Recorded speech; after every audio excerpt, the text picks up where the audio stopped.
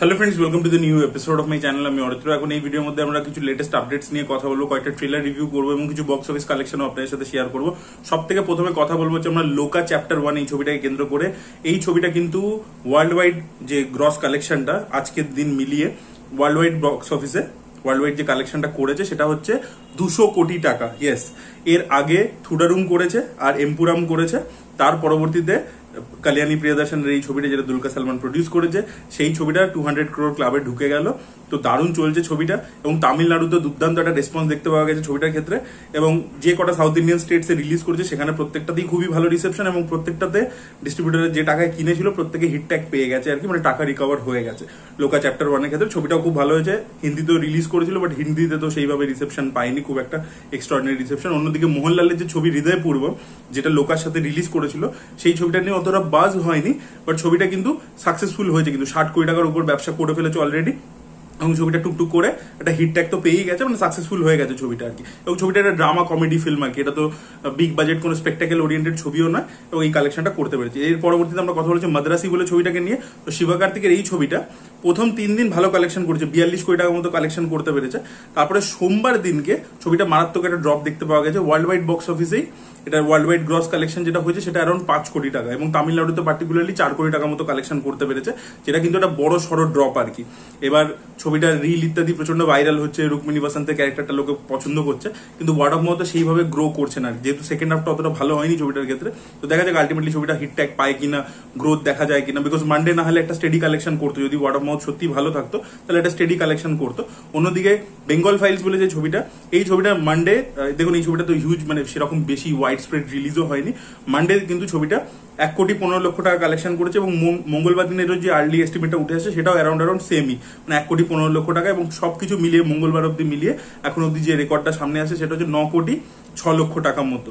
তো এখনো টুকটুক করে ব্যাট করে যাচ্ছে বেঙ্গল ফাইলস। ওয়েস্ট বেঙ্গলে তো রিলিজ করার আর তো কোনো আমরা দেখতে পাচ্ছি না।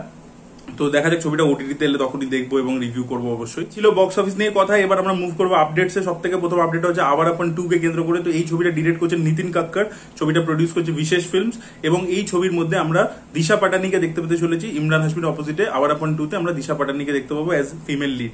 এর পরবর্তী আপডেট হচ্ছে অনিল শর্মা এবং সানি দেওলের কোলাবোরেশনকে কেন্দ্র করে। তো তারা গদর 3 এর উপর তাদের কথাবার্তা চলছে, বাট তাছাড়াও তারা বিভিন্ন আইডিয়াস নিয়ে আলোচনা করছিল যে অরিজিনাল কিছু ছবি, মানে কোনো ফ্র্যাঞ্চাইজ নয়, একটা অরিজিনাল আইডিয়ার উপর যদি ছবি করা যায়।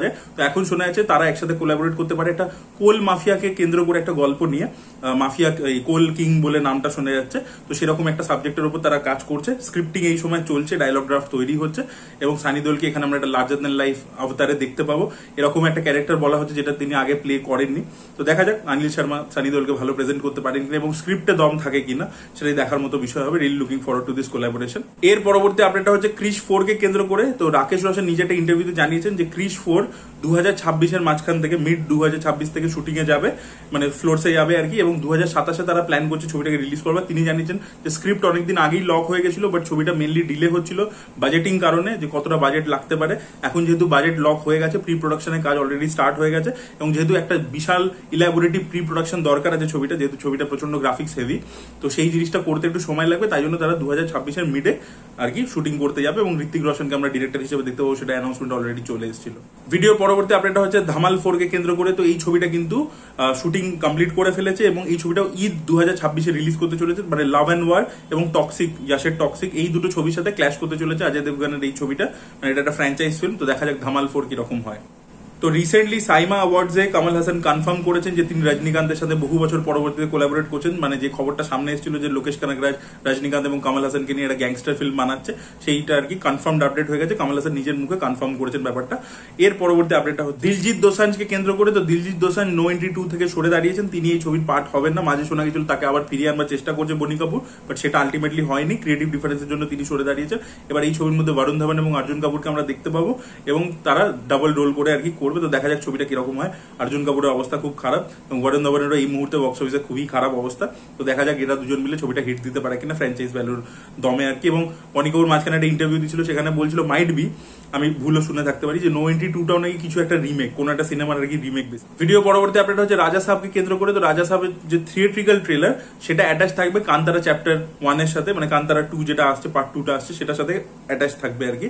এর পরবর্তী আপডেটটা হচ্ছে প্রেম কুমারকে কেন্দ্র করে, যিনি 96 এর মতো ছবি, মেয়ার গানের মতো ছবি বানিয়েছেন। তো মাঝে শোনা গেছিল তিনি একটা অ্যাকশন বেসড ছবি বানাতে চলেছেন চিয়ান বিক্রমের সাথে। তিনি রিসেন্টলি কনফার্ম করেছেন যে চিয়ান বিক্রমের যে ছবিটা সেটা পোস্টপন্ড হতে চলেছে, সেটা একটু ডিলে হয়ে গেছে।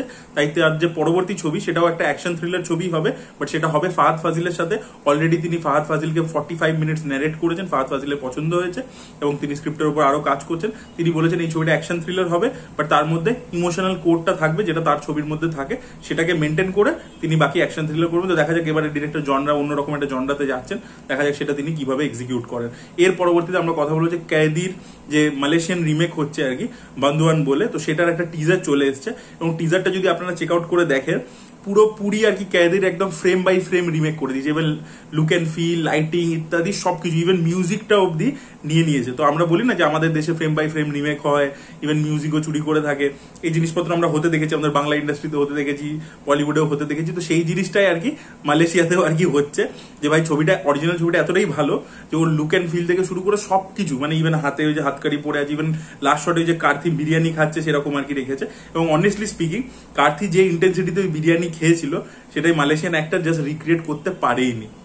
অজয় দেবগানও যখন ভোলা করেছিল সেখানেও সে পারেনি ওই চিকেন, তন্দুরি চিকেন খাওয়া, এখানেও কিন্তু এই মালয়েশিয়ান অ্যাক্টরও পারেনি। তো আপনারা চেক আউট করে দেখুন বান্দুয়ানের টিজারটা, সার্চ করলেই পেয়ে যাবেন। এবং যদি আপনাদের কি রিয়াকশন, আপনাদেরও মনে হয়েছে কিনা যে ক্যাদি বেটার ছবি, তাহলে সেটা অবশ্যই কমেন্টে লিখে জানাবেন। দেখুন ক্যাদি আমরা যেহেতু দেখেছি, আমাদের মাথায় একটা কাল্ট ফলোইং আছে, আমাদের ওটাই ডেফিনেটলি বেটার লাগবে।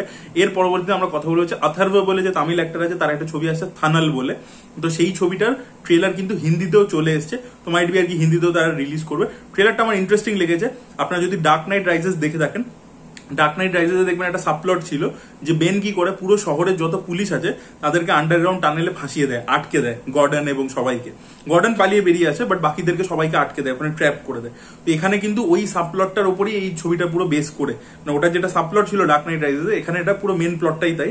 তো আমরা দেখতে পাচ্ছি অথর্ব আর কি একজন কনস্টেবল এবং তার বাড়িতে কিছু প্রবলেমস রয়েছে, তার প্রেমের গল্প ইত্যাদি সেগুলো একটা রয়েছে। আর এখানে যে অ্যান্টাগনিস্টটা রয়েছে সে বেসিক্যালি ওয়ার্কার, যারা আর কি এই সিভেজ পাইপ মানে কনস্ট্রাকশনের কিছু কাজ টাজ করে। এবার তারা কোনো একটা কারণে প্রোটেস্ট ইত্যাদি করছে, তাদের সাথে কিছু খারাপ হয়েছে, তো তারা সেটার আর কি প্রোটেস্টে পুরো এই যে শহরের যত পুলিশ আছে তাদের ক্ষতি করতে চাইছে। মানে তারা এবার একটু রোগ হয়ে গেছে আর কি, তাদের যেহেতু তাদের সাথে কিছু খারাপ করেছে, তাদের ফ্যামিলির সাথে হয়তো মাইট বি খারাপ করেছে। তো ভিলেনটা যে সে ওদের লিডার হয়ে গেছে এবং যত শহরের পুলিশ আছে সবাইকে ওই আন্ডারগ্রাউন্ড টানেলে কিছুভাবে এনে ড্রেনেজ সিস্টেমের মধ্যে সেখানে সবাইকে আটকে দিয়েছে, ট্র্যাপ করে দিয়েছে। খালি বেঁচে গেছে হচ্ছে অথর্ব আর 2-3 জন আরো কনস্টেবল যারা ওই জায়গাটাতে এসছে। এবার ওদের উপর এরা অ্যাটাক করছে ভিলেন গুলো, শহরে বাকি কোথাও পুলিশ নেই, ল অ্যান্ড অর্ডার কিছু নেই। এবার এরা কিভাবে বাঁচবে, বাকি পুলিশদেরকে কিভাবে বার করবে, সেটা নিয়ে গল্পটা হতে চলেছে। তো ডার্ক নাইট রাইজেস এর যে কনসেপ্টটা সেটাকে নিয়ে ছবিটা পুরোটা হয়েছে। লুক অ্যান্ড ফিল ইত্যাদি ভালো লাগছে, দেখা যাক ছবিটা কিরকম হয়। অথর্বার লাস্ট একটা ছবি দেখেছিলাম, ওই নিমিষা ছিল তাতে, ওই ছবিটা বেশ আমার ভালোই লেগেছিল, ডিএনএ বলে ছবিটার নাম। দেখা যাক এই ছবিটা কিরকম হয়। কনসেপ্ট লেভেলে ভালোই লাগছে, ডার্ক নাইট রাইজেস থেকে নিয়েছে, but definitely look and feel ইত্যাদি তামিল সিনেমা হিসেবে ভালোই লাগছে। আর ভিডিওর একদম লাস্ট আপডেটটা হচ্ছে SSMB 29 কে কেন্দ্র করে। তো এই ছবির মধ্যে শোনা যায় কিছু পার্টিকুলার সিনসে আমরা মহেশ বাবুকে রামের চরিত্রে দেখতে পাবো। ইয়েস, এই ছবির মধ্যে যেহেতু রামায়ণের একটা রেফারেন্স আছে, আর আমরা শুনেছিলাম যে লর্ড হনুমানেরও কিছু মানে ক্যারেক্টারিস্টিক্স আর কি এই মহেশ বাবুর ক্যারেক্টারটার মধ্যে থাকবে, বাট এখন শোনা যাচ্ছে তাকে আর কি প্রভু শ্রী রামের মতো করে, মানে ওই অ্যাটায়ারের মধ্যেই আমরা কিছু কিছু পার্টিকুলার দৃশ্যে দেখতে পাবো, এরকমই একটা আপডেট উঠে আসছে। So this was the update guys. আপনাদের কি বক্তব্য অবশ্যই কমেন্টে লিখে জানাবেন। এই ভিডিওটা ভালো লেগে থাকলে লাইক করুন, শেয়ার করুন, চ্যানেলকে সাবস্ক্রাইব করতে ভুলবেন না।